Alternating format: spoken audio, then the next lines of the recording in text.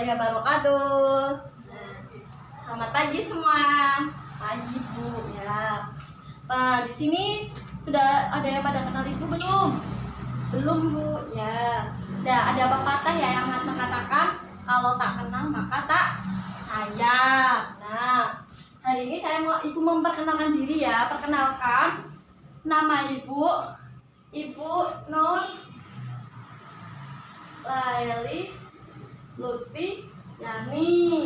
Nah, Ibu biasa dipanggil dengan nama Laili. Nah, Ibu dari Kedunguni ya anak-anak. Kalau kalian di Kedunguni bisa mampir ke rumah Ibu ya. Tepatnya di Paesan Tengah ya. Ya. Di sini apa kabar semuanya? Baik Bu. Nah, sekarang kan tadi Ibu udah memperkenalkan diri ya. Nama Ibu Nur Laili Lutfi Yani dari Kedunguni. Nah, sekarang gantian Ibu ya yang ingin mengenal kalian ya. Ya udah, Ibu absen terlebih dahulu ya untuk pengenalan. Yang pertama, Muhammad Fauzi. Berangkat atau enggak? Berangkat Bu ya, berangkat. Yang kedua, Ria Husnaini. Ya, Ria dari mana Ria? Dari Kedunguni Bu. Oh, Kedunguninya mana Ria? Oh, dari itu ya, Gebong ya. Iya, Gebong. Ya. Yang ketiga, Rudi. Ya. Nah, di sini siapa yang nggak hadir? Ya, Rizky ya yang tidak hadir ya. Nah, selanjutnya Ibu akan pertemuan kali ini Ibu akan menjelaskan tentang Anania,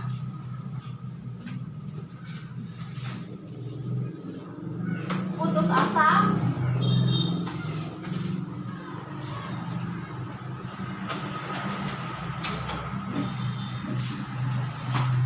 godap, dan karma. Nah, dari ketiga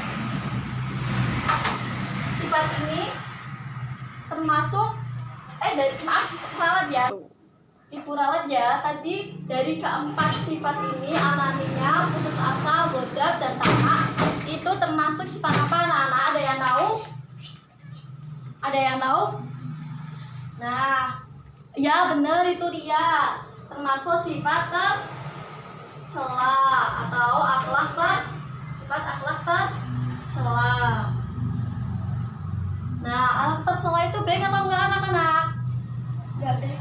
Oh iya, benar. Itu Fauzi benar itu. Akhlak tercela itu adalah sifat-sifat yang tidak bagus. Nah, karena kalian sudah tahu kalau sifat akhlak tercela itu tidak bagus, maka kalian juga harus mengetahuinya. Apa sih itu anania? Apa sih itu putus asa? Apa sih itu godap dan tamak? Nah, sekarang Ibu akan menjelaskan yang pertama dulu ya anak. Yang pertama itu adalah anania. Nah, anania itu apa sih Bu? Di buku sudah dibaca anak-anak. Coba Fauzi bacain anania itu apa? Ya betul, anania itu adalah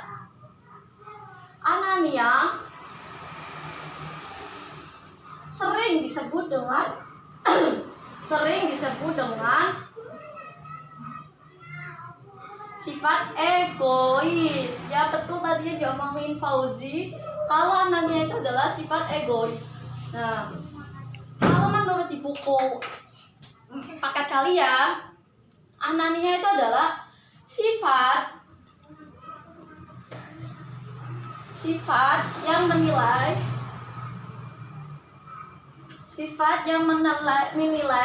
sesuatu berdasarkan kepentingan diri sendiri. Nah, kepentingan diri sendiri dan meremehkan orang lain. Nah, dari anania ini, kalian pernah nggak bersifat egois sama teman kalian? Ya betul, nggak boleh. Kadang walaupun kita sering, tapi kita secara perlahan-lahan kita harus menguranginya sifat ananiya. Nah, kalian sudah mengetahui itu apa sih pengertian ananiya itu? Yang tadi sudah disebutin sama Mas Fauzi juga, kalau ananiya itu adalah sifat egois. Nah, dari sifat ananiya ini sudah dijelaskan dalam Quran surat Al-Luqman. Ayat berapa, Fauzi? Iya, betul, ayat 18. Nah, kita sudah mengetahui dalil kita nggak boleh bersifat ananiya, berperilaku ananiya. Itu sudah tercantum dalam Quran surat Al-Luqman ayat 18. Setelah kita mengetahui pengertian, setelah mengetahui dalil dari Quran, dari Al-Quran, selanjutnya kita mengetahui apa sih dampak dari kita berperilaku ananiya. Nah, berperilaku ananiya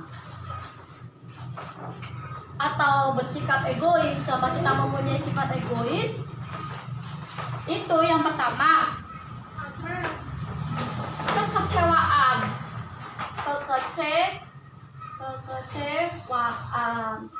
Nah, kalau kita mempunyai perilaku ananiya, kita dapat menimbulkan kekecewaan kepada orang lain. Orang lain merasa kita dirugikan. Nah, merasa diri kita itu dirugikan sama mereka. Terus mereka itu jadi contohnya kayak gini. Semisal ada si A dan si B. Nah, si A si B itu mengerjakan PR bersama, pekerjaan tugas rumah itu bersama. Tapi tiba-tiba si A itu bersifat egois, memiliki sifat egois. Dia mau jawabannya, tapi dia nggak mau memikirkannya. Nah, itu termasuk sifat egois. Sehingga sifat si A itu membuat si B itu merasa dirugikan karena dia kecewa. Itulah salah satu dampak dari ananiya atau sifat egois. Yang kedua, dapat merusak. Yang kedua, merusak hubungan persaudaraan.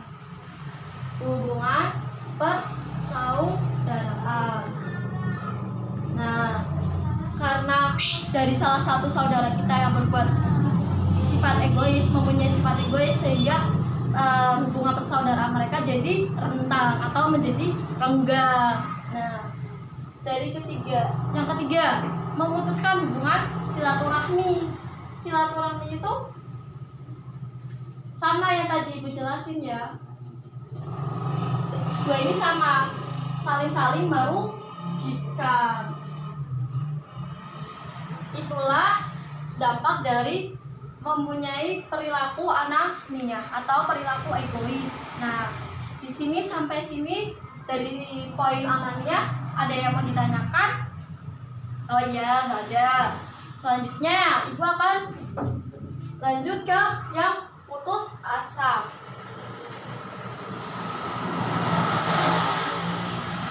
Di sini, di kelas ini, siapa yang pernah merasakan sifat putus asa? Pernah mempunyai rasa, ya aku pernah kok kayak gini, belajar terus, awas, esok, sore, bengi, awan, tapi kok ora pinter-pinter, aku kok jadi gini males. Nah, itu kalian berarti sudah memiliki sifat putus asa. Dan pelajaran kita ini kali ini kita akan membahas apa sih dampaknya putus asa dan apa sih itu pengertian putus asa ya.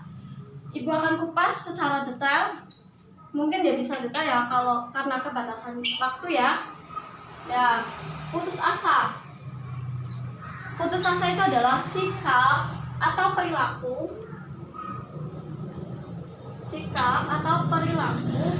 yang merasa dirinya telah gagal dalam mencapai tujuan atau cita-cita.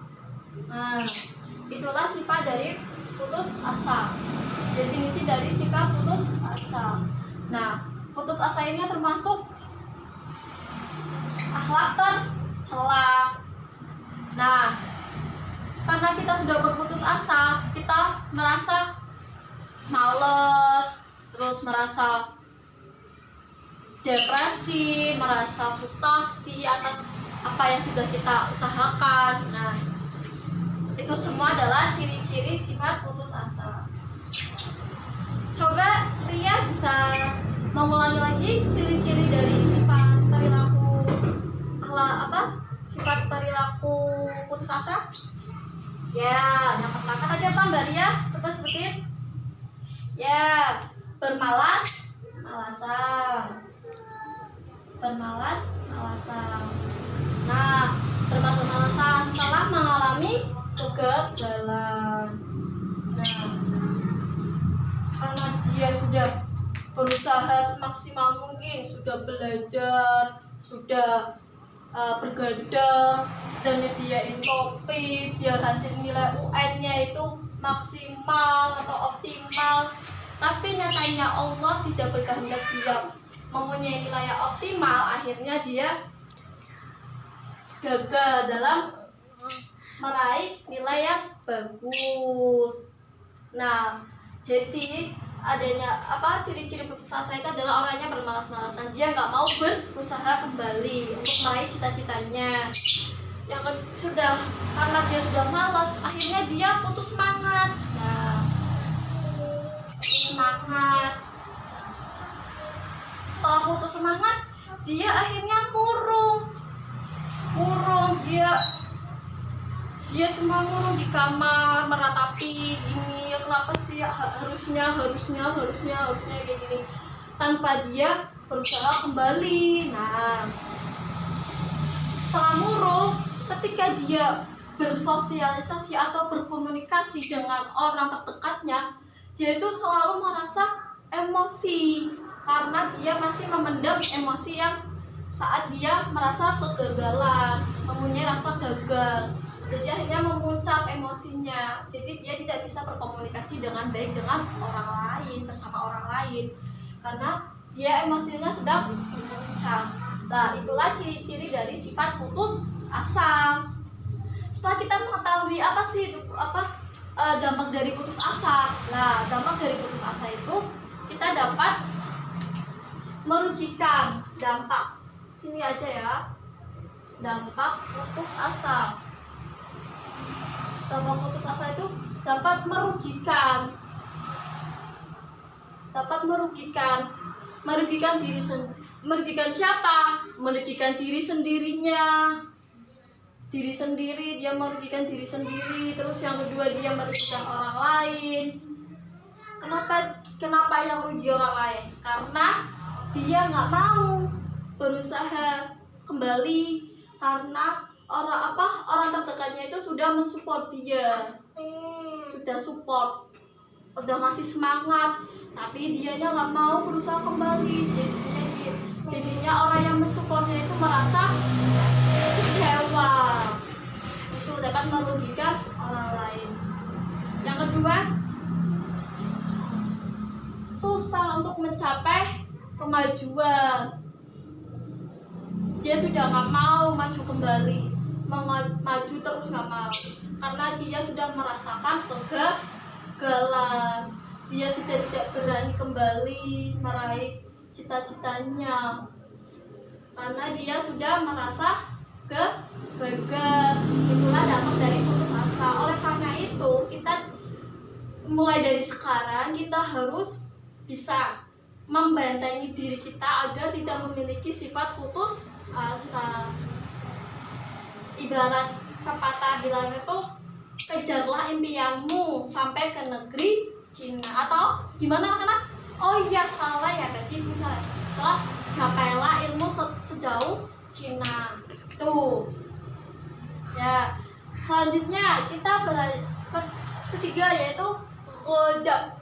Nah, khodab, ada yang tahu nggak sih khodab itu apa? Iya, betul, itu Rudi ya. Khodab itu adalah marah. Khodab marah atau pemarah. Nah, khodab itu marah atau pemarah. Nah, kalian pernah nggak sih marah sama orang lain? Iya, pastinya pernah ya. Ibu juga pernah merasa marah sama orang lain. Nah, kenapa kita bisa marah sama orang lain? Karena kita merasa kecewa, merasa tersakiti, merasa terdolimi mungkin ya. Bisa dikatakan seperti itu ya. Jadi kita emosinya itu memuncak. Nah, sifat ghadab marah ini termasuk bagus atau tidak? Bagus atau tidak? Nggak bagus. Iya, nggak bagus. Karena apa? Dapat menimbulkan mudaratnya atau menimbulkan bahayanya. Nah, kalau kalian kan dapat mengakibatkan mudaratnya atau dapat berbahaya sifat marah itu. Nah, apa sih bahaya dari sifat marah? Nah, bahaya sifat marah tidak bisa, yang pertama, tidak bisa berpikir jernih atau tenang. Kenapa dia tidak bisa berpikir jernih? Karena dia lagi emosi. Awan iki wis tak karuan, ibaratnya ngono ke wis pucuk. Nah, ketika dia dalam masalah, posisi dia lagi marah, dia tidak bisa menyelesaikan masalahnya dengan baik. Nah, jadi pikirannya itu sudah nggak karuan. Oleh karena itu dia tidak bisa menyelesaikan permasalahannya. Yang kedua, dapat merugikan orang lain. Nah, dapat dia marah, merasa dirinya itu lagi memuncak ya emosinya ya. Jadi orang yang di sampingnya itu merasa wong ket mau marah-marah terus, bosi bener kok kepriye oke. Jadinya sing samping iki mangke melu kuwi. Melu kudu be emosine. Nah, iki merugikan orang lain dan mungkin dapat dijauhi sama temannya.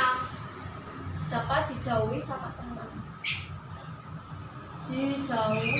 Nah, yang ketiga, dengan kita marah, bahayanya lagi kita dapat kena penyakit darah tinggi.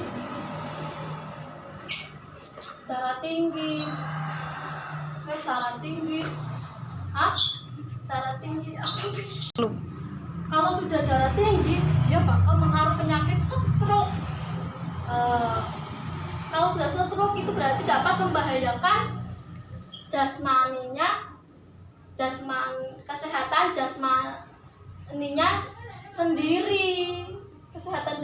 sendiri, jadi terkena efek dari bahaya ghadab atau bahaya marah ya.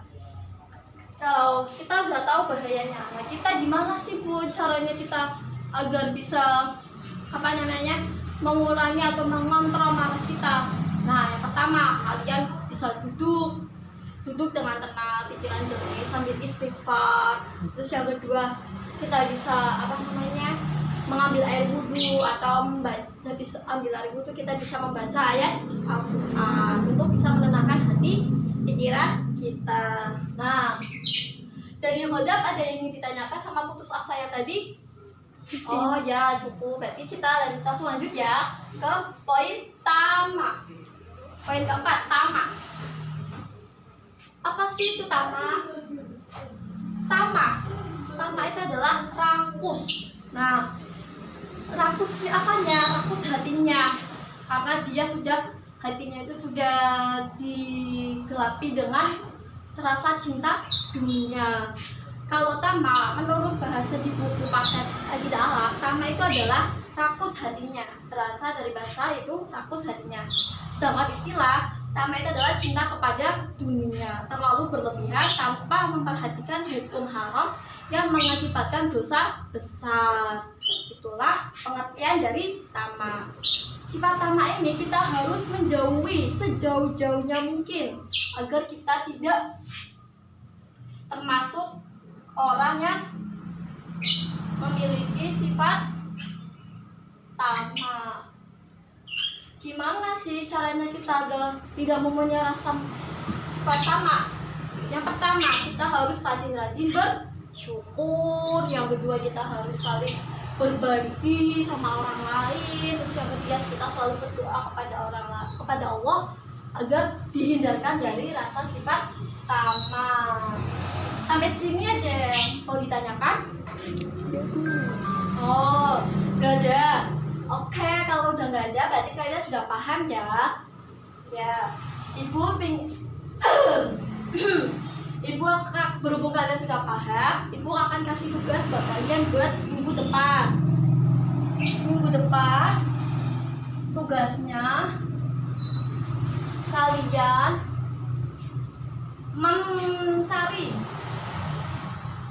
mencari atau mengamati atau menceritakan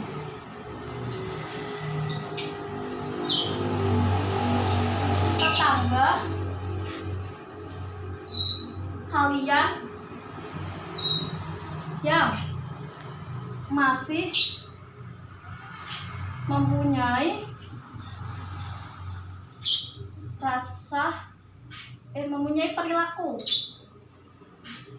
mempunyai perilaku akhlak tercela tersebut.